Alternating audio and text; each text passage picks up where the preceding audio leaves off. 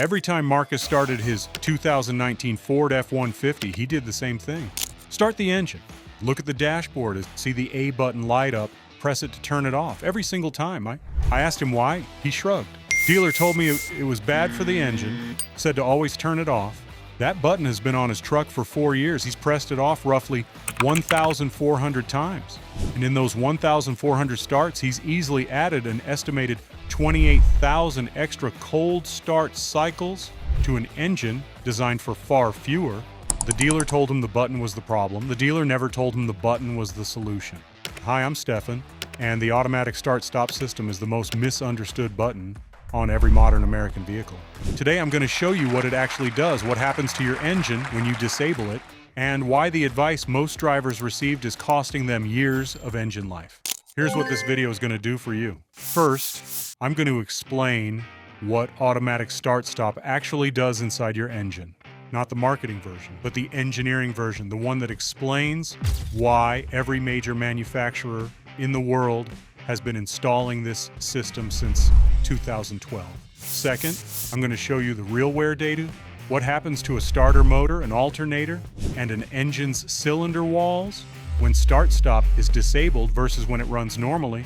The numbers are not what most drivers expect. Third, I'm going to tell you exactly when disabling start-stop is actually justified, because there are legitimate situations where it makes sense, and when it isn't, which is most of the time. Stay until the end. The last section will change how you think about every cold start your engine has ever taken. Let's start with what this button actually does.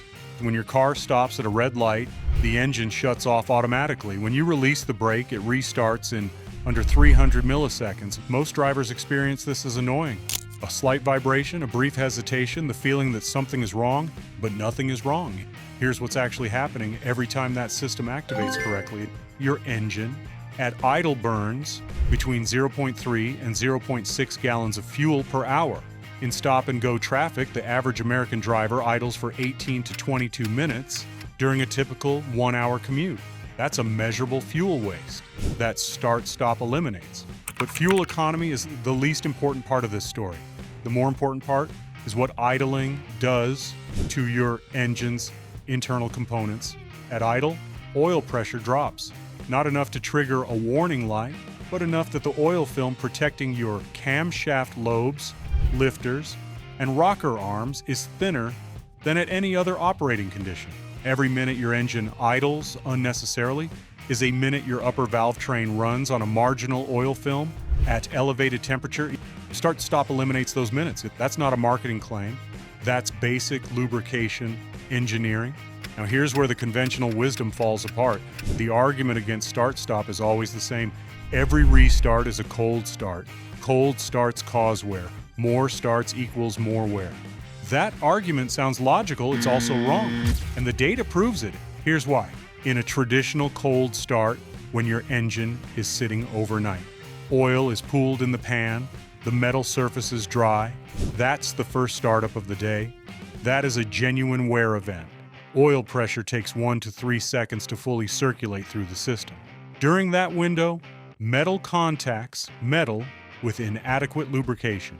A start-stop restart is a completely different event. When your engine shuts off at a red light, it has been running at full operating temperature. The oil is hot, thin, and fully circulated. Every surface in the engine is coated. The restart happens in under 300 milliseconds, faster than oil can drain from any lubricated surface.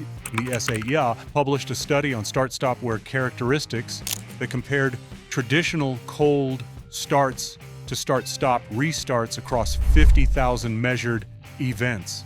Cold starts showed measurable wear, metal increases in oil analysis samples. Start-stop restarts showed wear, metal levels statistically indistinguishable from normal running. The restart is not a cold start. It never was. But that myth has been circulating in American car culture for over a decade, and manufacturers have done almost nothing to correct it. There's a second part to this story that almost nobody discusses. Start-stop equipped vehicles use upgraded components, specifically designed for high cycle operation. The starter motor in a start-stop vehicle is not the same starter motor as in a conventional vehicle. It's an enhanced unit rated for 500,000 cycles or more compared to the 50,000 cycle rating of a standard starter. The battery is an AGM unit, which means absorbent glass mat technology. It was specifically designed to handle frequent partial discharge and recharge cycles without sulfation damage. The alternator is engineered for regenerative energy recovery during deceleration. When you press that button and disable start-stop, you are removing load from a system specifically engineered to handle that load, and you are adding cold start wear cycles to an engine that was never asked to handle them at idle. Marcus's 1,400 extra cold starts didn't happen because his engine was fragile.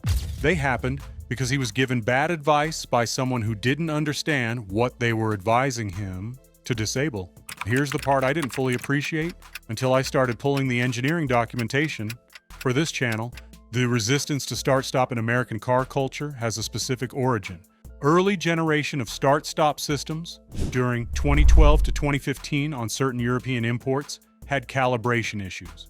Restart lag was noticeable as sometimes half a second. Vibration on shutdown was harsh on some applications. Owners complained, automotive media covered the complaints, the bad reputation was formed. By 2017, the technology had improved dramatically. Restart times dropped to under 300 milliseconds. Shutdown smoothness improved across every major platform. The engineering problems that justified the complaints had been solved. But the reputation never updated, and in that gap between a problem that was fixed and a reputation that wasn't, tens of millions of American drivers developed a habit of disabling a system that was protecting their engine. I spent 15 years in shops where nobody questioned this, where disabling start-stop was just what you did, where the advice got passed from advisor to customer without anyone checking whether the original complaint still applied to the current technology. That's not malice. That's how bad information persists. Someone believed it once, and everyone repeated it after. So here's exactly when disabling start-stop is actually justified. When you are towing or hauling heavy loads, the additional electrical demand on the AGM battery during repeated cycles under load exceeds the system's designed parameters. Disable it. When your battery is degraded, an AGM battery below 80% state of health should not be cycled repeatedly. If your battery warning light has appeared, or your battery is over 5 years old, get it tested before relying on start-stop. When you are in heavy traffic and extreme heat above 100 degrees Fahrenheit, some vehicles disable start-stops automatically to protect the AC compressor. If yours doesn't, manual disable is reasonable for short periods in those conditions. In every other situation, like normal commuting, city driving, highway with stops, the system is doing exactly what it was engineered to do. Let it work. And now here's the number that puts this in perspective. A starter motor replacement on a modern American vehicle costs between $300 and $600 at a dealership, labor included. An engine showing accelerated upper valvetrain wear from unnecessary idle time. Needs a timing chain replacement on a typical V6, costs between $1,200 to $2,500 depending on accessibility. The start-stop system was installed at the factory to reduce both of those outcomes. It came with your vehicle, it costs nothing to use. Marcus's truck has 67,000 miles on it now. He's been disabling start-stop since day one. His starter motor has processed an estimated 28,000 more cycles than the factory system would have generated. A starter rated for 500,000 cycles isn't in danger yet, but the engine wear from 28,000 extra unnecessary idle periods. That's already in the oil. It's already in the wear metals, already in the timeline of his engine's remaining life. All that is information he never had. Until now, if this video just changed how you think about that button on your dashboard, hit that like button just 1 second. It helps this video to reach the next driver who's been disabling a system that was protecting their engine every single day. Subscribe and turn on notifications because next week I'm covering 9 tricks that mechanics use every day and charge you $400 to perform. Every one of them takes under 5 minutes. Every one of them is free, and none of them are in your owner's manual. You don't want to miss that one. I'll see you in the next one.